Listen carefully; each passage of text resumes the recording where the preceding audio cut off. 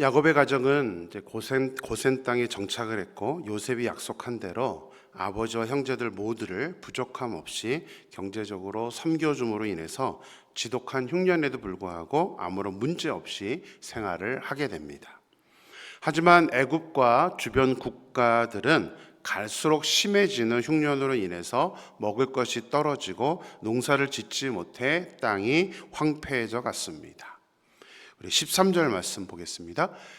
기근이 더욱 심하여 사방에 먹을 것이 없고 애굽 땅과 가나안 땅이 기근으로 황폐하니.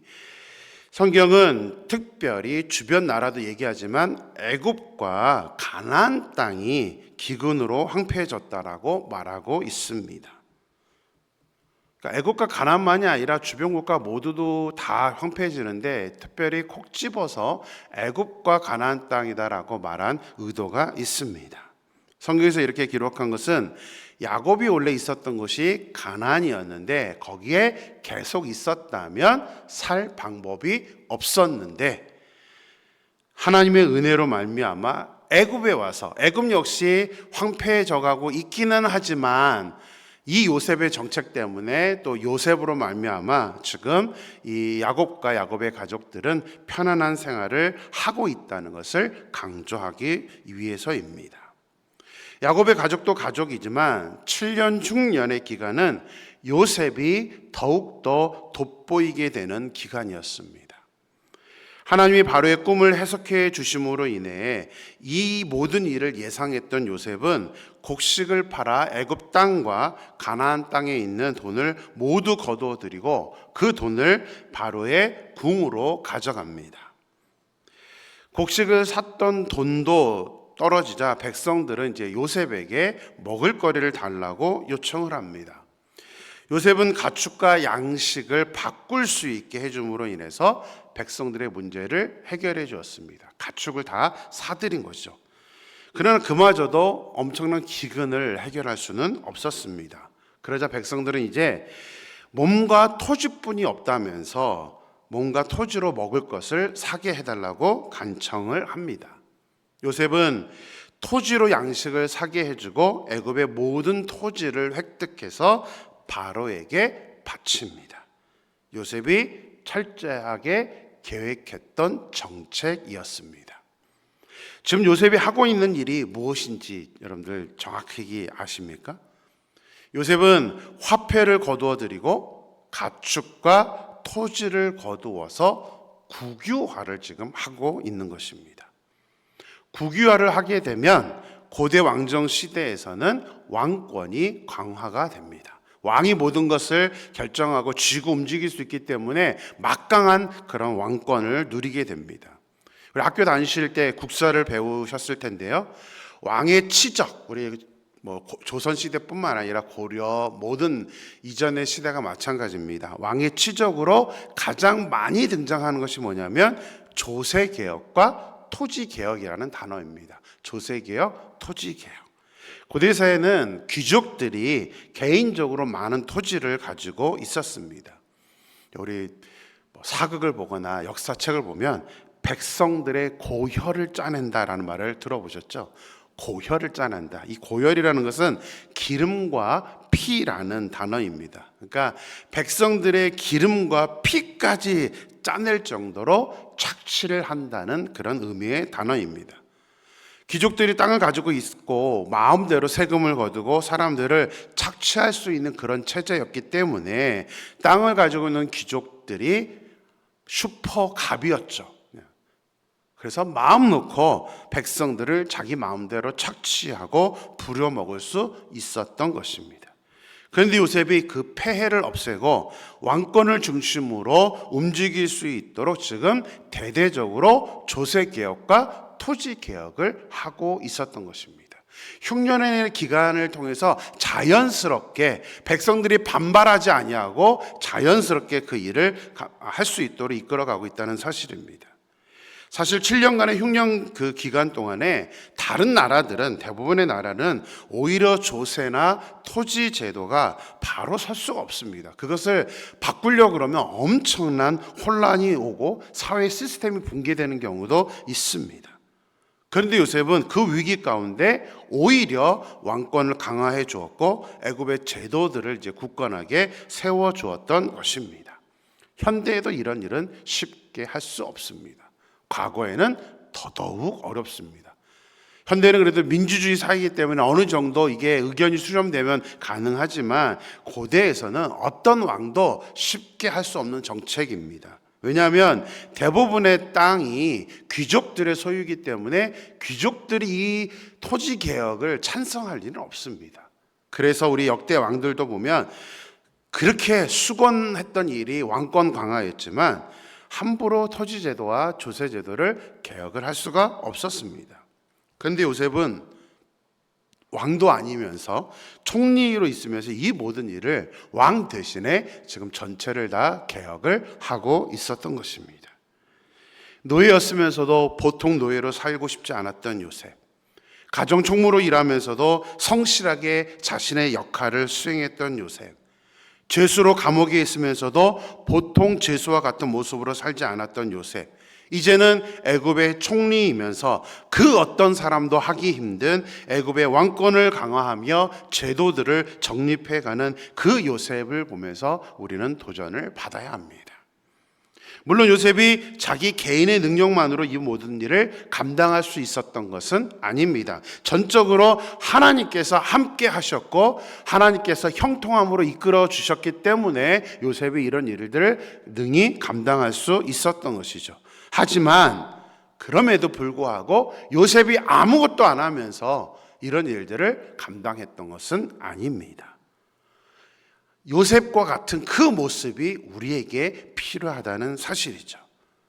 분당 우리 교회 이천수 목사님이 그 1만 성도 파송이라는 그런 사업을 하시면서 이제 한번 그 모든 이제 파송식을 할 때 하셨던 설교를 제가 들으면서 감동을 받았던 적이 있습니다. 설교 제목이 나의 최선과 하나님의 일하심이었습니다. 하나님께 쓰임 받았던 사람들, 하나님이 함께 하셨던 사람들에게 공통적으로 나타나는 모습이 바로 자기에게 주어진 일과 사역에 최선을 다했다라고 목사님은 설교를 하셨습니다. 그런 최선 위에 하나님의 일하심이 부어져서 놀라운 기적과 놀라운 변화가 일어났다라고 그렇게 설교를 했습니다. 저도 항상 많이 생각하는 그런 부분이기 때문에 참 많은 도전을 받았습니다. 언젠가 제가 이제 중국에서 목회를 할 때에 저희 제자들이 뜬금없이 저에게 목사님 설교 중에 가장 많이 사용하는 단어가 혹시 뭔지 아세요? 라고 저에게 질문을 했던 적이 있습니다. 우리 임마누엘교회는 이제 제가 설교를 시작한 지 5개월밖에 되지 않았기 때문에 그리고 또 분기별로 주제가 명확하게 있어서 지금 그렇게 자주는 사용하지 않는 단어인데요. 제자들이 그 얘기를 하더라고요. 제 입에서 가장 많이 나왔던 단어는 영향력이라는 단어라고 합니다. 영향력. 제가 그만큼 우리가 하나님의 자녀로서 영향력을 가진 사람이 되어야 된다는 이야기를 많이 생각하고 이제 설교를 했기 때문에 제자들은 그 영향력이라는 단어를 이렇게 머릿속에 담고 있었던 것입니다. 제가 영향력이라는 단어를 가장 자주 사용했던 이유가 있습니다. 고난주간 특세 때 제가 믿음에 대해서 말씀을 드렸습니다. 우리가 예수님을 믿고 중생, 거듭남이 되는 것, 그것으로 우리가 끝이 아니라 이제는 우리가 성장을 하는 성화의 단계에 있습니다. 그렇다면 우리가 성화라는 단계에 살고 있을 때에 우리가 해야 될 일이 뭐냐면 바로 이 영향력을 보여주는 것입니다. 우리의 믿음이 성장되고 성숙해지는 것, 그것은 다른 이유가 아니라 다른 사람들에게 선한 영향력을 주는 사람이 되어야 되기 때문입니다. 저는 고등학교 3학년 때 내비게이터에 이제 그리스도의 확신이라는 교재로 이제 제자 훈련을 받으면서 그때 정립한 성경의 원리이기도 하고 제가 평생토록 저 역시 하나님께 소망하고 있는 그 변하지 않는 저의 기도 제목이 바로 저를 하나님 영향력이 있는 사람이 되게 해달라는 그런 기도 제목이었습니다. 저는 그렇게 살아오기를 소망했고 그렇게 살려고 노력을 하고 있는 저의 인생의 모토입니다. 특히 제가 대학교 때에 우리 제가 다니던 교회에서 부흥회를 할 때 한 사건이 특히 저에게 너무나 큰 사건으로 남아 있습니다. 그때 오셨던 부흥회 목사님이 예화를 가지고 한번 소개했던 그런 예화가 있습니다. 한 아프리카 선교사님에 대한 이야기인데 제가 그때 그 이야기를 듣고 그때 결단을 하게 되었습니다. 영향력 있는 사람, 하나님께 쓰임 받는 사람이 되게 해달라고 그렇게 결단을 했던 적이 있습니다. 목회를 하고 있으면서 또 지금 이제 나이가 먹어가면서도 저는 종종 그때의 그 이야기를 떠올립니다. 제가 조금이라도 나태해질 것 같으면 다시 그 이야기를 떠올리면서 저는 마음을 다시 다잡고 초심으로 돌아가기를 소망합니다. 영국의 한 마을 교회였는데 예배를 드리던 중에 한 소동이 일어났다고 합니다. 어린 소년 하나가 저 뒤에서 헝금함, 우리 지금 이것이 조그만 헝금함인데 소년이 이제 예배 중간에 헝금 시간이 있었는데 그때도 이제 무슨 부흥회 같은 것을 했다고 합니다. 그래서 헝금을 걷고 있는데 소년이 뒤에서 자기가 헝금함에 들어가려고 몸을 이제 헝금함에 넣고 있었다는 것입니다. 그래서 이제 강사 목사님하고 교인들이 왜 그러냐고 이제 그렇게 얘기를 했더니 그 소년이 저는 헌금을 드릴 돈이 없습니다. 그래서 제가 생각해낸 것은 제 몸을 하나님께 평생토록 바치겠습니다라고 자기 몸을 헌금함에 넣었다라고 합니다. 너무나 가난했던, 그래서 헌금을 드릴 수 없었던 그 소년의 그 마음이 아주 단순하지만 그 소년의 그 마음 때문에 그때 교인들이 전부 다 은혜를 받았다는 그 예화를 제가 들었던 적이 있습니다. 그렇게 헌심을 다짐했던 그 소년은 후에 의사로서 아프리카 선교사가 되어서 많은 영향력을 주는 그런 선교사님이 되었다는 것입니다. 그분의 이름은 바로 리빙스턴 선교사님입니다.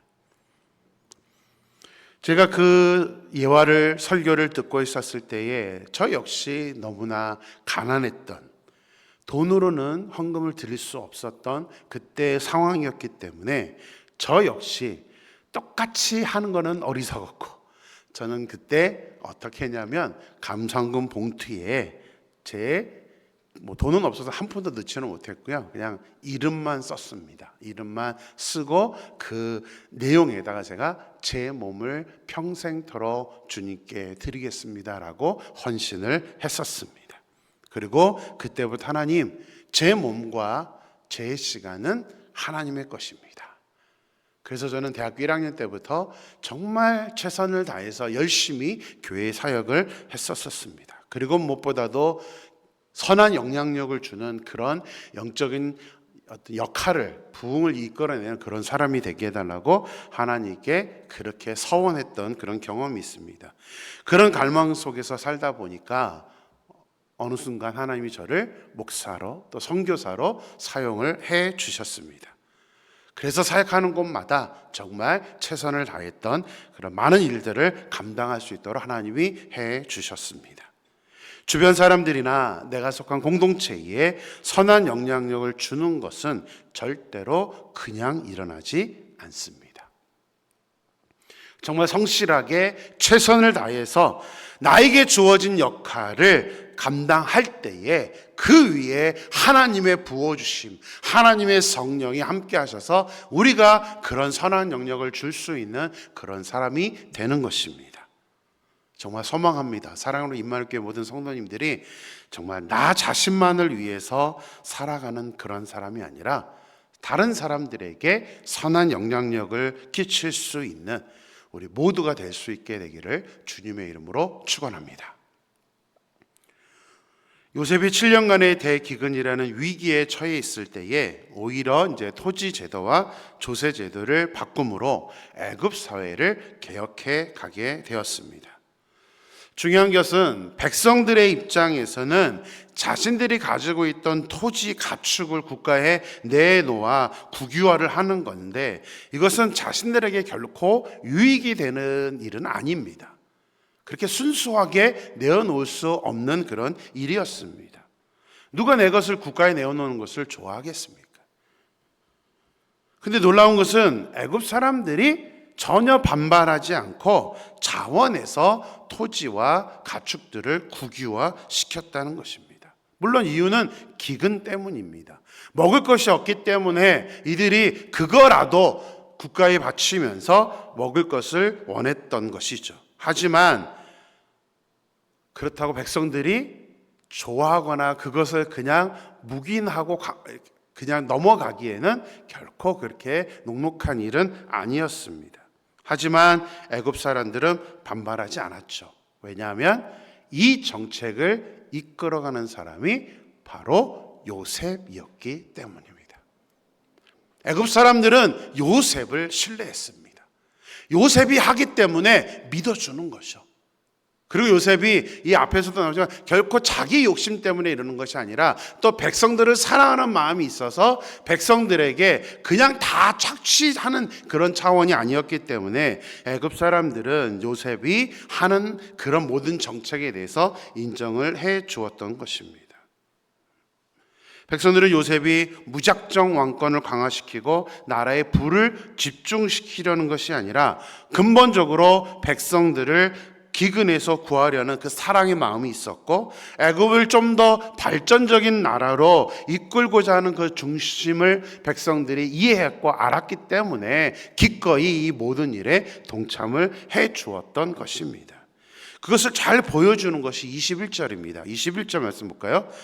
요셉이 애굽 땅 이 끝에서 저 끝까지의 백성을 성읍들에 옮겼으나, 그냥 저 무슨 말이지 하고 넘어갈 수 있는 말씀인데요, 전혀 그렇지 않습니다. 굉장히 의미 있는 그런 표현입니다. 이 말은요, 요셉이 지금 백성들을 이 끝에서 저 끝까지의 백성들을 성읍으로 옮겼다라고 설명하고 있습니다. 이것은 무슨 말이냐면 막 흩어져 살았던 사람들, 이 사람들을 이제 도시화시켜서 묶어놓고 있다는 사실입니다. 백성들의 주거지를 성읍 단위로 재편성을 하고 있는 것입니다. 요셉은 7년 흉년을 준비하면서 각 성의 곡식을 저장했습니다. 백성들의 주거지를 옮긴 것은 백성들의 식량을 구하기 위해서 이동하는 거리를 줄여주고 나아가서 국가 주거지를 도시화해서 재정립함으로 보다 효율적으로 지역을 발전시키려는 정책을 지금 펼치고 있는 것입니다. 요셉은 바로가 꾼 7년 풍년과 7년 흉년에 대해 해석을 해주면서 이미 어떻게 정책을 펴나가야 되는지 바로 왕에게 그 대안들을 설명을 했었습니다. 바로가 요셉의 꿈의 그 해석과 해결책을 들었던 그때 바로는 이와 같이 하나님의 영에 감동된 사람을 우리가 어찌 찾을 수 있으려, 너와 같이 명철하고 지혜 있는 자가 없도다라고 감탄했던 것들이 지금 현실로 사실로 드러나고 있는 것입니다. 좋은 지도자는 절대로 자신의 이익을 추구하는 사람이 아닙니다. 좋은 지도자를 우리는 반드시 분별할 수 있어야 됩니다. 좋은 지도자는 나의 개인의 이익을 위해서 국가의 재정과 국가의 모든 시스템들을 이용하는 사람이 절대로 아닙니다. 국가의 이익과 백성들의 이익을 따지는 사람이 정말 우리가 뽑아야 될 좋은 지도자의 모습인 것입니다. 우리 정권이 바뀌고 새로운 고위 관료를 임명할 때마다 과연 우리나라 고위층 중에는 정직하게 돈을 번 사람이 있는가? 국민들에게 인정을 받을 만한 사람이 얼마나 될까라는 그런 의구심이 들 정도로 솔직하게 우리나라는 그런 사람을 찾아보기가 너무나 어렵습니다. 안타까운 거는 또 그런 사람들을 지지해 주는 모습입니다. 절대로 그런 모습은 옳은 모습이 아닙니다. 대부분의 지도자들은 다 자기 지위를 이용해서 돈을 벌고 또 부모 찬스를 사용해서 자녀들까지 혜택을 주고 있습니다. 저는 정말 속망합니다. 우리나라의 지도자들이 정말 깨끗한 사람, 정말 정직하게 자신의 역할을 감당하며 국가를 위해서 일하는 사람들이 뽑혔으면 좋겠습니다. 우리가 앞으로 기도할 때 우리가 성경에 분명히 위정자를 위해서 기도하라고 말씀하고 있습니다. 우리가 위정자를 위해 기도할 때 다른 거 보지 마십시오. 하나님, 정말 국가를 위해 일할 수 있는 사람, 국가를, 백성들을 위해서 일할 수 있는 사람을 우리가 놓고 기도를 해야 될 것입니다. 정치인뿐만이 아닙니다. 적어도 우리 교회를 이끌어가는 사람들, 또 우리 자신들 똑같이 요셉처럼 하나님의 영에 감동되어 명철과 지혜를 가지고 또 사랑의 마음으로 자신의 이익보다는 우리 공동체에 더 발전된 이익을 위해서, 발전된 미래를 위해서 헌신할 수 있는 저와 여러분이 되기를 주님의 이름으로 축원합니다. 기도하겠습니다. 하나님 감사합니다. 오늘도 이렇게 말씀으로 시작할 수 있도록 인도해 주심에 감사를 드립니다. 하나님, 오늘 말씀을 보면서 특별히 요셉이 펼쳐놓았던 그 모든 일들을 통하여서 하나님 많은 도전을 받습니다. 요셉은 정말 하나님 그 어려운 흉년 기간 동안에 애굽의 모든 정책들을, 왕도 아니면서 애굽의 이익을 위하여서, 애굽의 발전된 미래를 위하여서 하나님 그 흉년 기간에 아버지 하나님 이 모든 제도들을 개혁해 나가고 있는 모습들을 보게 됩니다. 하나님, 그러면서도 백성들이랑 모두 다 이 요셉을 인정했던 것은 요셉이 그만큼 올바른 사람으로 살고 있었기 때문이며 요셉이 선한 영향력을 주는 사람이었기 때문입니다. 하나님, 소망합니다. 우리들도 이 세상을 살아가면서 나만의 이익만을 위해서 살아가는 사람이 아니라 정말 하나님, 요셉과 같이 백성들을 생각하고 나라를 생각하며 자신의 이익은 내려놓고 모두의 공동체의 이익을 위해서 최선을 다해서 살았던 것처럼 우리 역시 그런 모습으로 선한 영향력을 주고 하나님 공동체의 이익을 위해서 살아갈 수 있는 우리 모두가 될 수 있도록 역사하여 주시옵소서. 하나님, 소망합니다.